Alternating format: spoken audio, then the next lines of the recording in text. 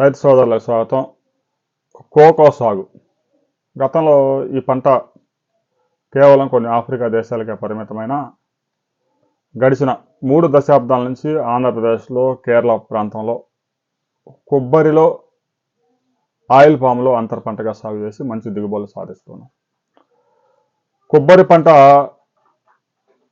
కొంత దెబ్బతిని కోనసీమలో రైతు తీవ్రంగా ఇబ్బందుల్లో ఉన్న పరిస్థితుల్లో కోకో పంట ఆదుకుంది. కొన్ని సమయాల్లో కేజీ కోకో గింజలు 800-900 రూపాయల ధర దక్కడంతో రైతుకి ఎకరాకి 4 లక్షలు 5 లక్షల రూపాయల ఆదాయం కూడా వచ్చింది. పెద్దగా పురుగు మందులతో పని లేదు, కొంచెం ఎరువులు నీళ్లు ఇస్తే సరిపోద్ది. కొబ్బరిలో అంతర పంటగా ఉంది కాబట్టి ప్రత్యేకంగా దీనికి భూమి అవసరం లేదు. ఇది టెంపరేచర్స్ మనకి సమ్మర్లో 45 నుంచి 46-47 డిగ్రీస్ వస్తాయి కాబట్టి అంత తట్టుకోలేదు. కాబట్టి కొబ్బరి పంటలో అంతర పంటగా వేసినప్పుడు ఆ షాడో, డాన్సింగ్ షాడో ఉంటుంది, ఎండ పడి పడినట్టుగా అట్లా ఊగుతూ ఉంటాయి కాబట్టి కొబ్బరి మొక్కలు తట్టుకొని మంచి దిగుబడులు ఇచ్చాయి, సక్సెస్ అయింది.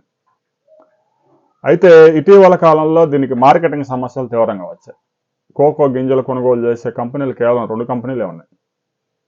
ఎవరు పడితే వాళ్ళు కొనుగోలు చేసే పరిస్థితి లేదు.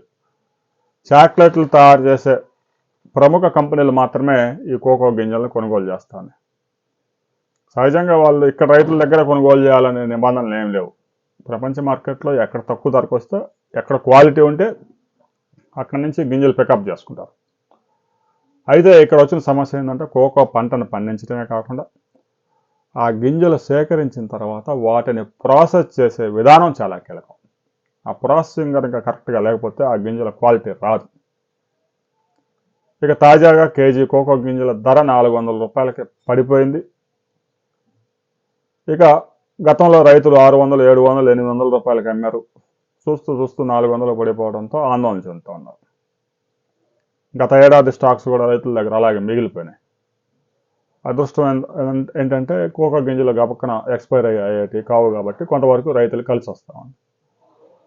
ప్రభుత్వం ఇంటర్వెన్ అయ్యి ఆ ఉన్న కంపెనీలతో మాట్లాడి అవసరమైతే ఎక్స్పోర్ట్స్ అవకాశాలు కూడా పరిశీలించాలి. ఇంటర్నేషనల్ మార్కెట్లో కేజీ 600 దాకా ఉంది, దేశీ మార్కెట్లో 400 ఎందుకు ఉంది. అవసరమైతే మరికొన్ని కంపెనీలు తీసుకొచ్చి విదేశాలకు సంబంధించిన కంపెనీస్ కూడా రైతుల దగ్గర ఉన్న స్టాక్స్ మొత్తం కొనుగోలు చేయాలి. ఎందుకంటే కోకో పంట వేలాది మంది రైతులు ఈ కోకో పంట మీద ఆధారపడి ఉన్నారు. కొబ్బరి పంట కూడా ఈ మధ్యకాలంలో కొంత కొబ్బరి ధరలు వచ్చిన తర్వాత కొద్దిగా రైతుకి ఆశాజనకంగా ఉంది. కానీ గడిచిన 15 సంవత్సరాలుగా కొబ్బరి పంట దారుణమైన పరిస్థితుల్లోకి వెళ్ళిపోయింది. ఎన్నడూ లేని విధంగా కొబ్బరికాయకు కొంచెం మంచి ధర వచ్చి రైతులు గడిచిన 5-6 నెలలకు కొంత హ్యాపీగా ఉన్నారు. అయితే ఈలోగా కోకో ధరలు పడిపోయి రైతులు మరలా కోకో పంటల నష్టాలు చవిచూస్తూ ఉన్నారు. ఇప్పటికైనా ప్రభుత్వం కళ్ళు తెరవాలి. కోకో గింజల్ని కొనుగోలు చేయించేందుకు అవసరమైతే ఆయా కంపెనీలతో మాట్లాడి ఇంటర్నేషనల్ మార్కెట్లో పరిస్థితులు ఉన్నాయి, దేశీయంగా ధరలు ఎందుకు పతనమయ్యాయి అనే విషయంలో వ్యవసాయ శాఖ చొరవ తీసుకోవాలి. ఈ విషయంలో ఆంధ్రప్రదేశ్ ప్రభుత్వం రాబోయే 2-3 రోజుల్లో దీనికి సంబంధించి సంక్రాంతి అయిపోయిన తర్వాత ఒక నిర్ణయం తీసుకునే అవకాశం ఉంది. ఆ తర్వాత మరిన్ని వివరాలతో మరో వీడియోలో మనం కలుసుకుందాం.